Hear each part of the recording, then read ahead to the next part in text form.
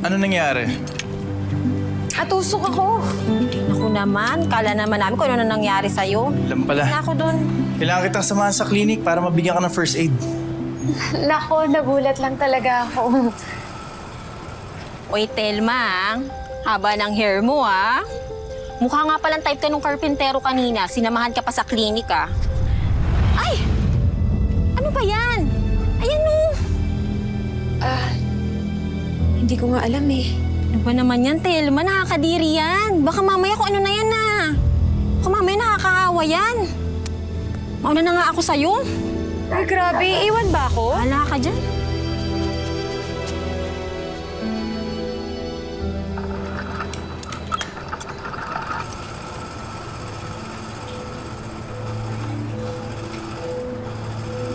Andrea, nahihirapan ka ba? Gusto mo tulungan kita? Ha?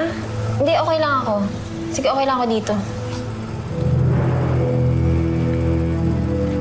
Andrea, Kailangan kasing... Sinabi ng okay nga lang ako eh. Hindi ko naman kailangan ng tulong mo eh. Andrea, hindi naman nakakahawa to. Allergy lang to. Paano mo naman nalaman? Nagpatingin ka na ba sa doktor ha, Telma? Baka mamaya mahawa mo kami lahat dito oh. Telma naman. Sige na, bumalik ka na nga ron. Doon sa pwesto mo. Alis na.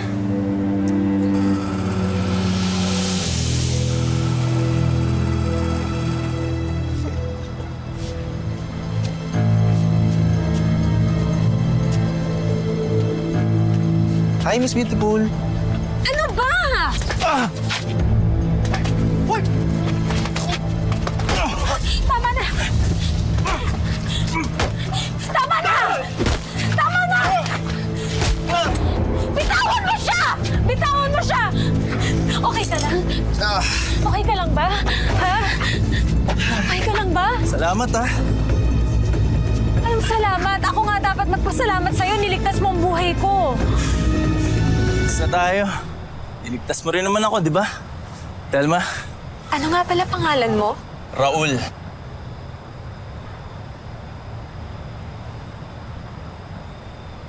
Hindi ka ba nandidiri sa akin? May bukol ako. Hindi. Kasi kung nakakahawa yan, hindi ka lalabas ng bahay, di ba? O kaya hindi ka rin naman papayagan sa ospital.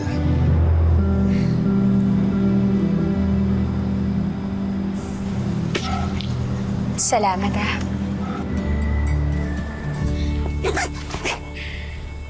Salamat, Raul. Ako, sobra-sobra na to. Pero, Pero ano? bakit mo ginagawa sa akin to? Dahil mahal kita, Telma.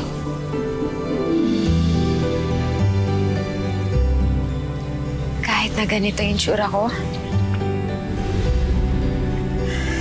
Hindi mahalaga sa akin ang itsura, Telma. sinasabi mo lang yan. Pero, magsasawa ka rin sa pangungutya ng ibang tao sa kahihiyan na kasama mo ako.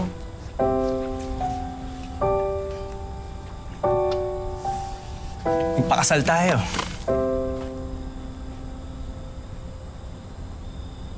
Ha? Hayaan mong patunayan ko sa'yo na mahal kita. Magpakasal tayo. Pag nagsama tayo, mag-iipon ako. Gagawin ko lahat ng paraan para maipagamot ka. Pangako ko sa'yo, Telma. Hindi kita iiwan.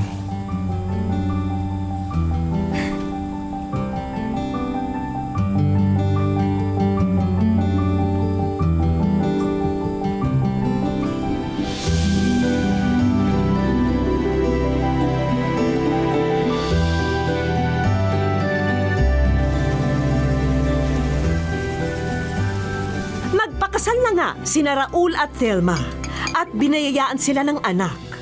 Maayos ang kanilang naging pagsasama at pilit na tinutupad ni Raul ang kanyang mga pangako sa kanyang asawa. Kamusta na ang mga mahal ko? Kamusta? Oh, bakit parang asaya mo yata? Oo nga po pa. Tumama po ba kayo sa loto? Kayo talaga. Hindi. May nasungkit kasi akong malaking project. Ay, 1 buwan ko na tinatarget. Eh, malaking bahay yun. Sigurado malaki kikitain natin. Talaga? Ayos yun ah. Elma, ito yung sinasabi ko sa iyo noon. Na kapag kumita tayo ng malaki, Mapagagamot na kita. Hindi ko kinakalimutan ng pangako ko sa'yo, mahal. Mahal, maraming salamat ha. Group hug na yan!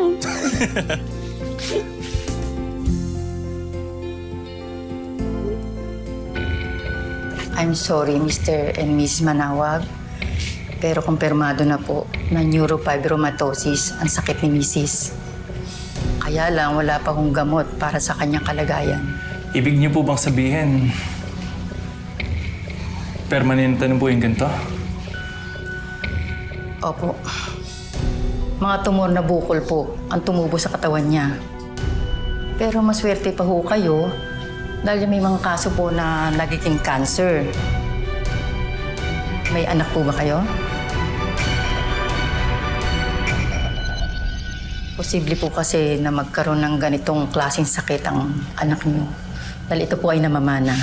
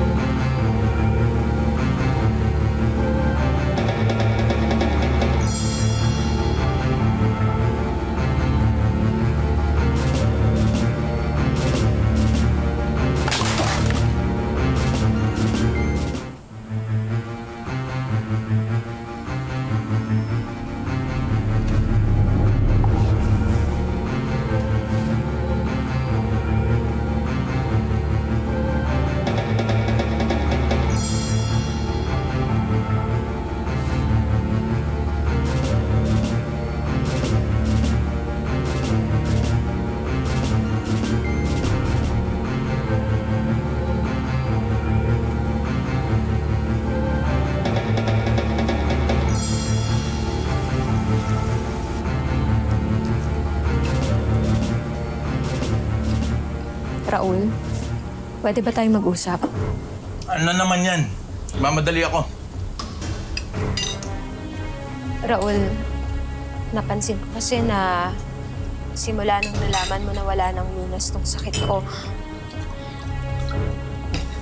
nagbago ka. Nagre-reklamo ka? Ganon? Ha? Nagre-reklamo ka na?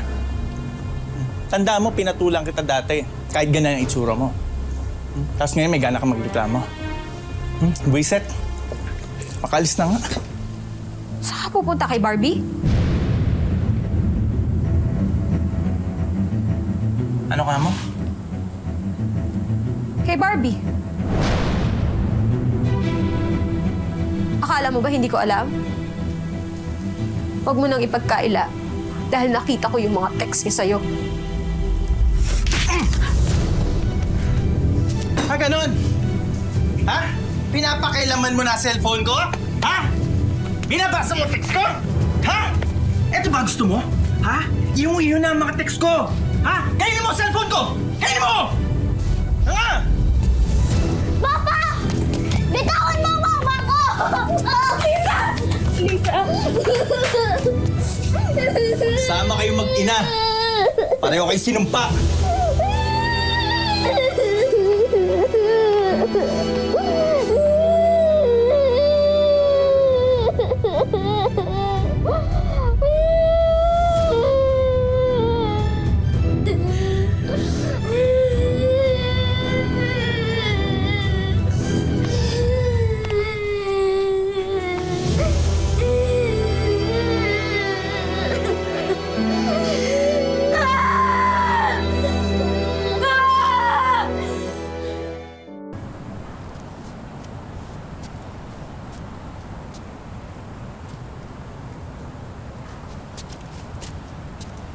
Miss, dito ba nagtatrabaho si Barbie? Ako si Barbie. Anong kailangan mo?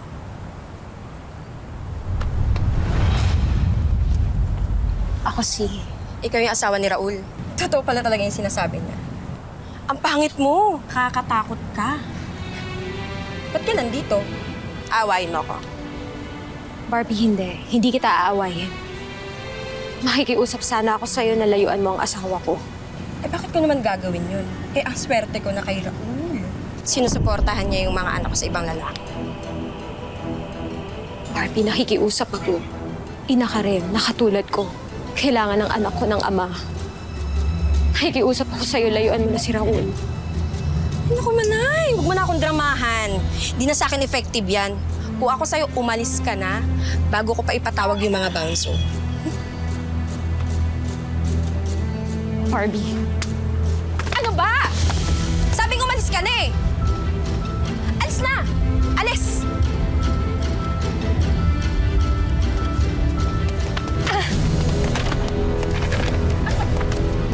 Layuan mo yung asawa ko! Layuan mo siya! Wala akong magagawa kung saan siya lapit ang lapit. Hindi niya naman siguro yung pag bumukha mo ang pera! Elma! Ako hindi!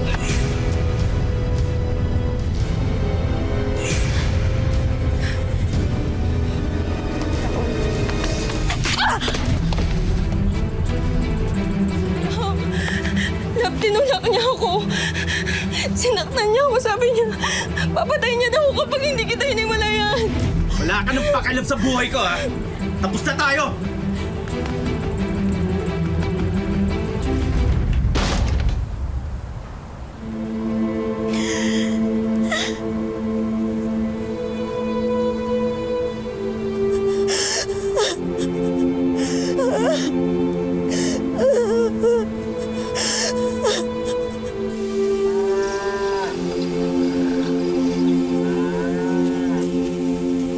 Uy, pre.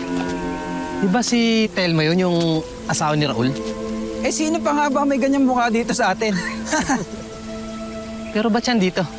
Iniwan na ni Raul yan. May babae na kasi sa bayan. Eh, kailangan siguro umita. Kaya yan nandito. Hindi mo rin kasi masisisi si Raul. Yung ganyan ba naman araw-araw eh. Mas mabuti pa wag na umuwi.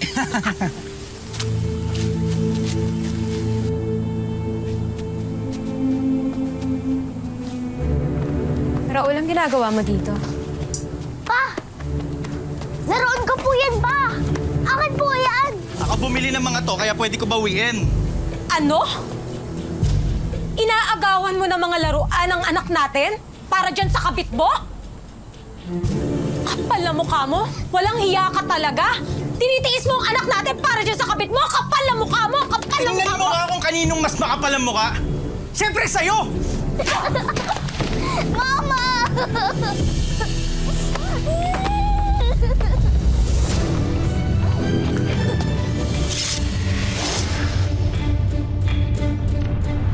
Hoy! Tawa na po! Tawa na po! Ano? Patayin mo na ako! Patayin mo na ako! Total, matagal mo nang ginawa yun. Simula nung tinalikuran mo lahat ng pangako mo sa amin. Akala ko iba ka sa kanila. Akala ko mahal mo ako. Akala ko mahal mo kami. Pero nagkamali ako.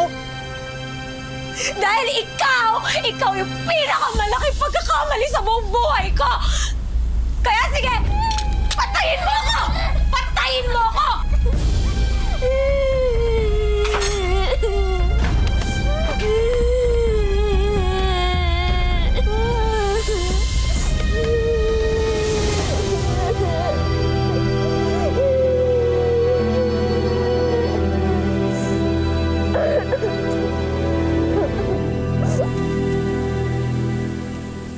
Lisa?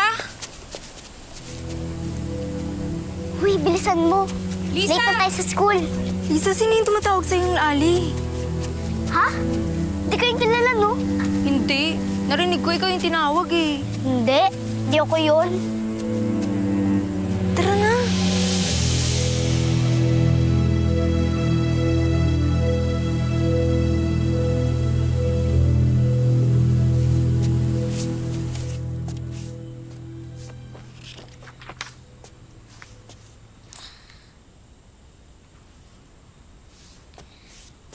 Ma?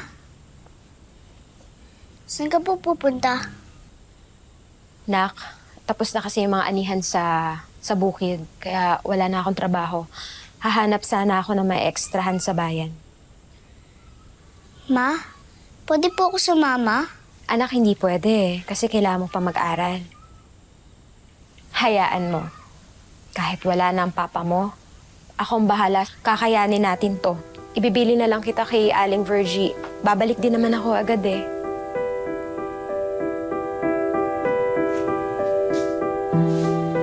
Ma, sorry po kanina. Simula po ngayong araw, lagi na po kitang pagmamalaki. Anak, I'm sorry. Hindi ko naman kasalanan na may ganitong sakit ako eh.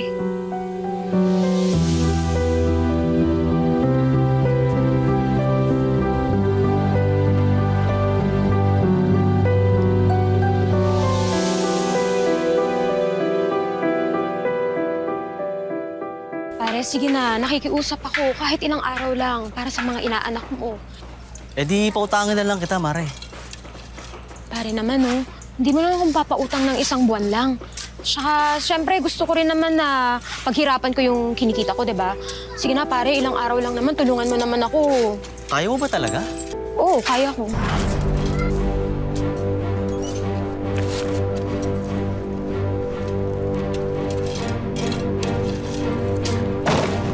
Ayusin mo siya.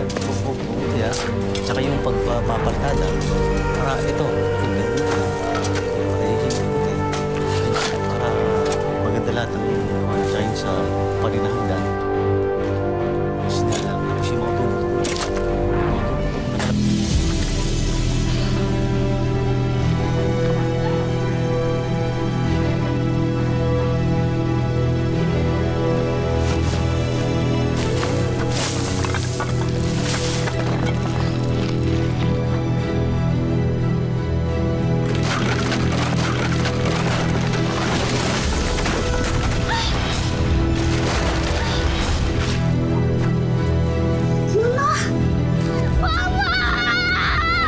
Tagalin natin! Bilisin nyo! Dahan-dahan lang, ha? Dahan-dahan lang! Dahan-dahan lang! Okay, dahan-dahan lang! Mare, okay ka lang ba? Ayos lang ako, ayos lang. Hindi kita kaya mawala. Mahal na mahal kita, Mama.